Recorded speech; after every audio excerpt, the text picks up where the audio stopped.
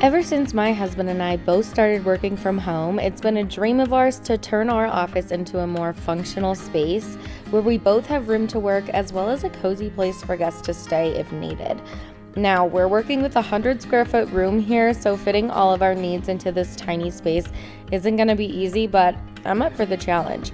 Here's our game plan. We're gonna build a custom built-in desk that goes from wall to wall with cabinets for storage on the bottom and bookshelves that go all the way up to the ceiling on the top.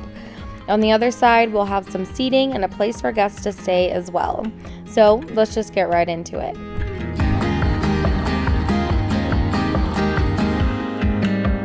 We're gonna start by clearing everything out of this room, just like any home makeover would normally start. We live in this space, so naturally it's a mess. It has all of our office supplies and everything in it, so I literally got every single one of my family members. We tag teamed it and did it in like 10 minutes, so we cleared this room out really quick. We're gonna be changing out this carpet to the same vinyl plank flooring that's in the rest of the house, so let's rip this carpet out. To do this, we're using a box cutter to cut a seam down the middle of the carpet. We're splitting the carpet into 2 sections so it's easier to work with when we're rolling it up, as well as when we're carrying it out, because it's just so much easier to carry one little piece of carpet than one long piece. We then had to prep the floors and pull all the edging out and the nails out and just make sure it was smooth and sanded for our vinyl floor installation. It's time to move the cabinets in. The cabinets are being installed before the floors to eliminate any extra height for our desk. I'm securing the sides of these cabinets to the studs of the walls just so they can be nice and secure. The paint I'm using for the built-ins is called Emerald Green by Valspar. It's a very deep forest green, and a little spoiler alert, it doesn't stay this color. I changed my mind about it, but hey, it's all a part of the process, right?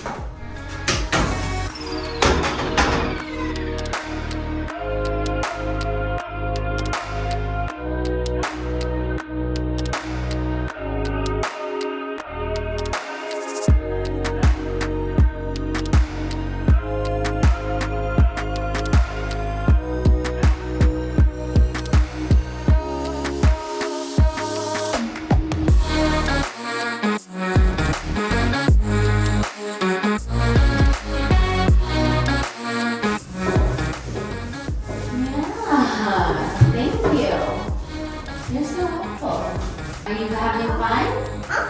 Huh? Oh, yeah.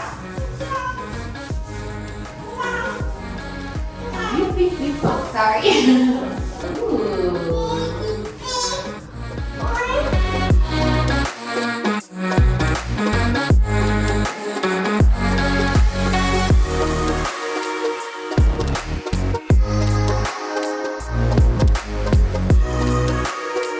Okay, so they're pretty much dry, but I don't like them. I'm hoping just because it's at night, maybe in the natural light, it will look better, but this just looks so green, like too green. I wanted it to be like a grayish green. I don't know, this is just not the vibe that I was going for. So I'm hoping we wake up in the natural light and I like the color a lot better and we just stick with it. But if not, I'm gonna have to go to Lowe's or Home Depot and get a new color. So that sucks. So we'll come back to the paint later, but now it's time to install our floors. This process was tedious, but a pretty simple concept. The pieces just connected into each other like a puzzle. You essentially hook one side into the other and lightly tap it in with a hammer to connect it.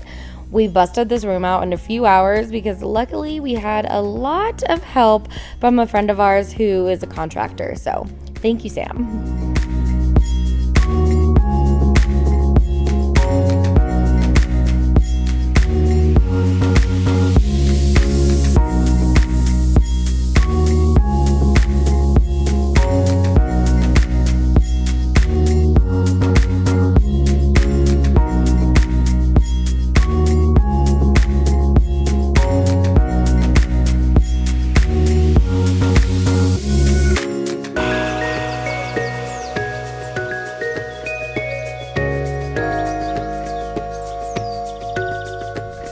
The floors are done and make the room look so much brighter and bigger.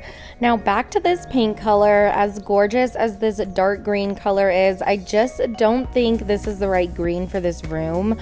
We're going for a more bright and beachy vibe to this room, and I just think having a whole wall of this dark green color would give this space a more moody feel rather than a light and airy feel.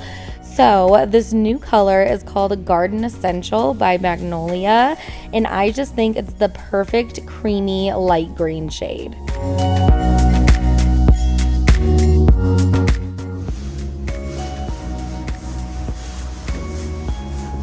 This color is really different.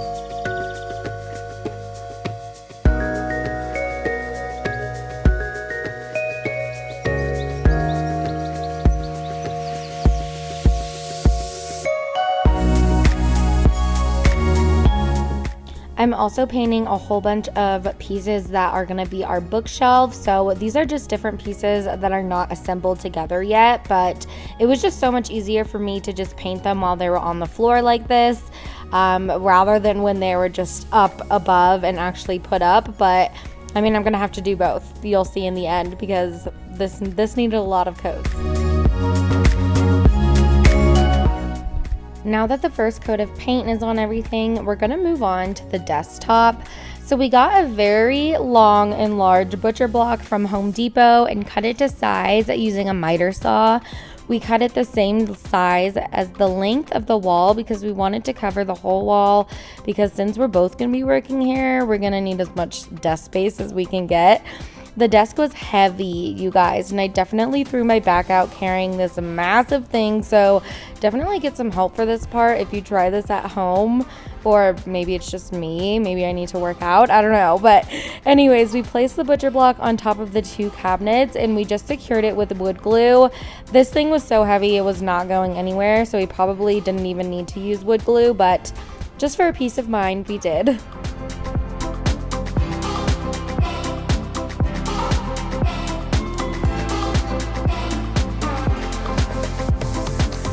Luckily, we found some cabinets in my parents' garage that fit almost perfectly on both sides of the window. So we disassembled them and cut them to the right length, and now we're just going to put them back together so we can put them on top of the desk.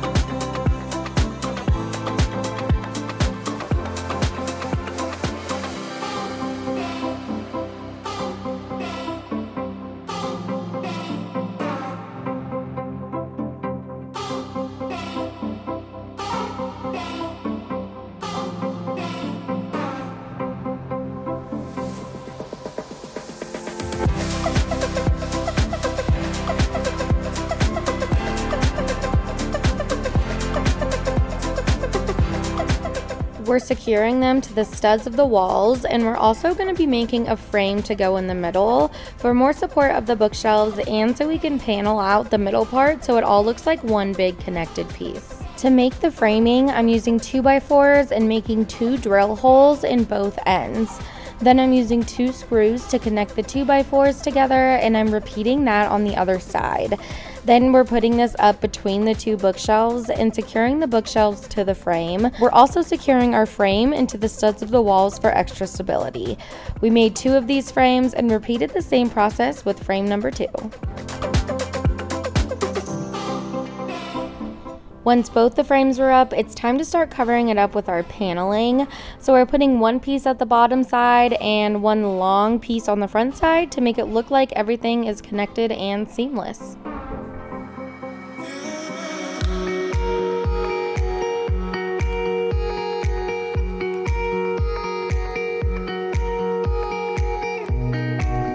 Now we have to cover up all of our corners and edges and any imperfections with trim. This part is so important, you guys, and this is where you really start to see it all come together. We put a trim piece at the top and on both sides, and on any corner pieces or just pieces that needed a little bit more pizzazz.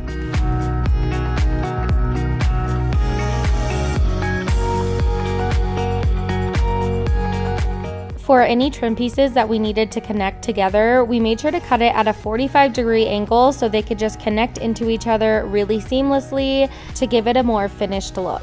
And there were a few nails that didn't quite make it where they were supposed to when we were putting up the trim, so I'm just using a Dremel with a metal attachment to shave off any imperfections.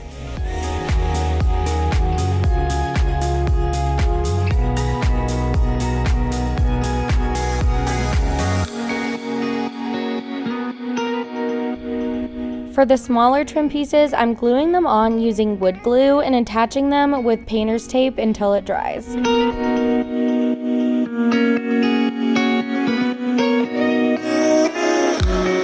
Okay, I know what you're thinking. She's looking a little crazy and really just she's not looking good right now, but trust the process because it's gonna be a lot better in the end. It's bright in here. Okay, hi. Little update. It is the next week. We have an unfinished office that we need to finish. So that's what we're gonna do today. Today I need to caulk all the holes, caulk all the seams, just make everything look seamless. Wait for that to dry, sand it down smooth, and then I have to finish painting. Today the goal is to literally just like finish the built-in section so we can move on to the rest of the room because this is taking a lot longer than I thought it would.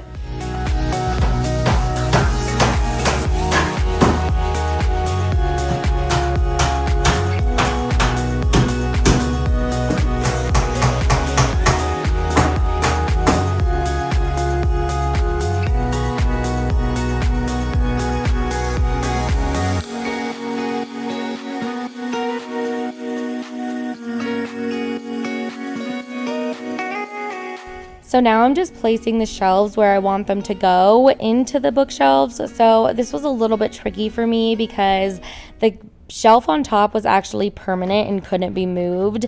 It was there to stabilize the entire bookshelf. So we couldn't move where that was. So we just had to work around it, and it was in the most awkward place. So I'm just kind of moving all the shelves around until I think they look best. And I've just, this is what I came up with. And I don't know, you'll have to let me know if you think I should change it all. But I mean, actually, never mind, because it's too late because I'm filling in all these holes now so we can start painting over it and just so we can get this done.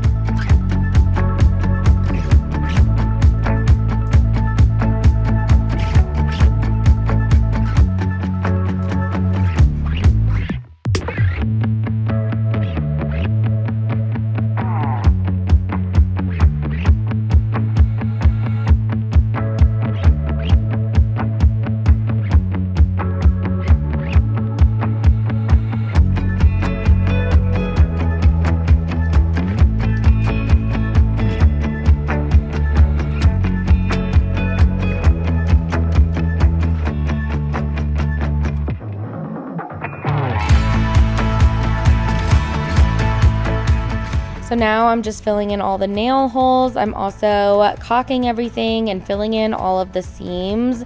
So basically anywhere that I put trim, any corners, everywhere I am putting caulk. I used 2 whole things of this and I was not shy, and we're gonna cover it up with paint at the end anyway so you can't see, and it all just looks so nice, especially when there's no gaps or anything, and the caulk just really finishes the whole thing. So definitely don't be shy with this stuff.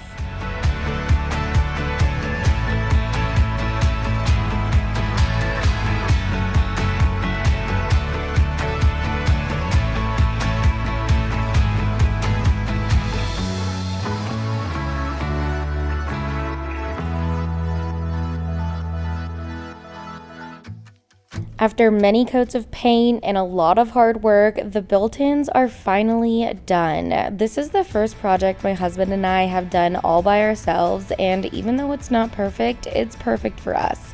I'm so happy our dream office is finally coming to life. Now make sure to subscribe to see us finish the rest of this space, where we turn the other half of the room into a cozy seating area and a guest room. I'm Kenzie Mack. Thanks for watching, and we'll see you next time.